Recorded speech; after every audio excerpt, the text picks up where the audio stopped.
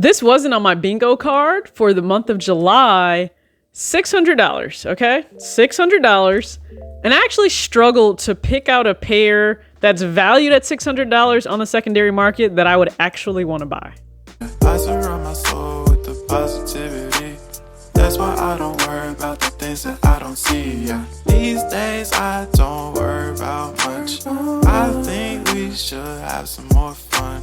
I still dream about the days when we were young. I'll take a hit. Here you go, TJ, back another video on Talks with TJ, and it's the weekend more than likely when you're viewing this, so I'll try to keep this short, get you on your way. Weather should be beautiful, at least based on where I am, so I can't wait to just kind of enjoy these last few days by the pool. As much as I dislike summer, it is nice to just decompress. It's time for me to actually just hop off my phone, throw the AirPods in, listen to a true crime podcast. I love This Is Monsters, and just kind of zone out for a little bit. So that's my plan for the weekend, and getting some content filmed for you guys to view over the week. All right, so yeah, I have $600 here, and if you followed along, I guess since last year, maybe, or even before that.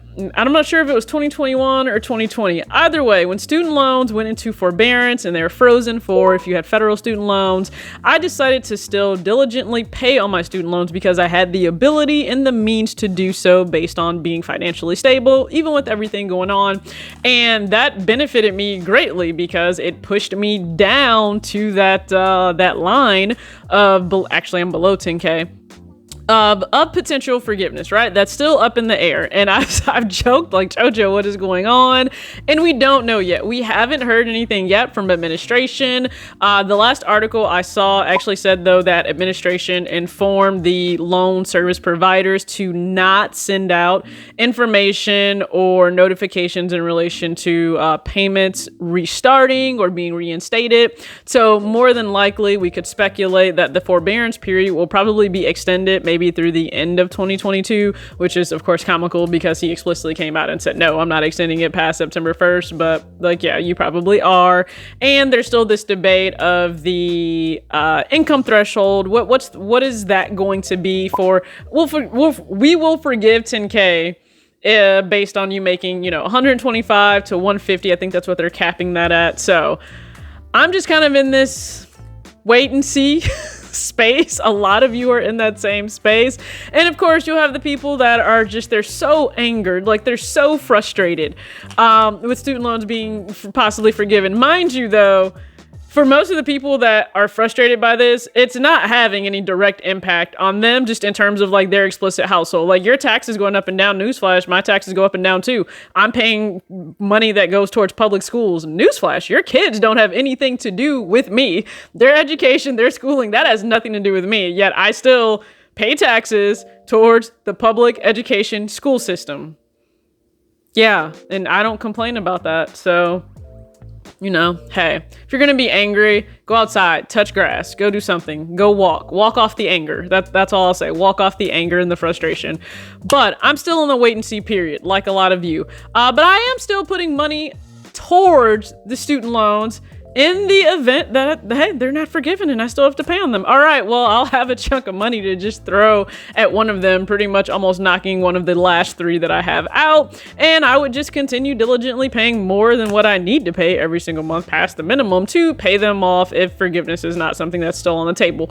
So $600 for this specific month. Now, I said in the beginning, I didn't have it on my bingo card, that it would be difficult to find a pair that I want to pay $600 for, because for this series, I am doing my best to show young adults, just because you're able to do something, then are you willing to do maybe the more optimal thing for your overall financial future? And what I mean by that is I'm able to pay $600 this month, in the month of July, towards a sneaker that I really want that is valued at that on the resale market. Now, am I willing to pay that, or am I more willing to just set this money aside to go towards either student loan debt freedom, or because that's still, I would have to pay my way to freedom, or am I just going to go ahead and put that on, blow that on sneakers? Now, I don't have an issue if somebody chooses to treat themselves to shoes. I've done that a lot. Like, if you've paid attention in July, it's been a lot, and I have another sneaker that I haven't even gotten to yet. I might not get to it until August, and it's special. It's pretty much like a grail pair for me, so I have no problem with that. You guys know I'm all about treating yourself within reason. But to find a pair on the market, right? I'm browsing. This is normally what I do for this series. I'll hop on GOAT, and I'll set the threshold based on what amount I put aside that month, and my size. I'll usually filter to my size, and I go through and see, hey, what's available right now on the market, and is this a pair that I would really want? I've missed out on the past. Maybe it's on a wish list that I would also, though, be willing to pay whatever that dollar amount is for that specific pair. And sneakers, it's subjective. Like, I hope you guys always keep that in mind. It's subjective. It's one of the most subjective things. Fashion is so subjective. It's based on your own individual perspective, the connection you have to the shoe, the brand, the designer, the colorway, so many different things. So a shoe that the market may think is worth $600, it doesn't mean that I personally think that. It doesn't mean I would be willing to spend that amount on that shoe.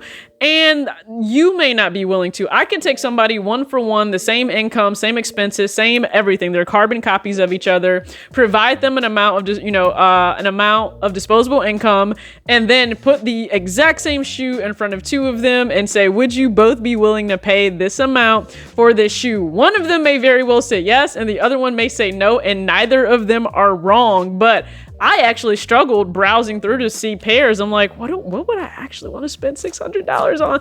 Now, I settled on a pair, and this artist has come up a lot for this series, which I never expected that, but Bad Bunny. So his newest colorway for the Bad Bunny Forum Low Buckle. I love the blue. Like, this shade of blue is beautiful. You guys know I already picked up the Forum 84 High UNC. This shade of blue is so beautiful. So if you guys look here on the screen, you can actually see it would come really close to $600. That's the other difficult part. I try and keep the actual, like, the model or whatever the sneaker is.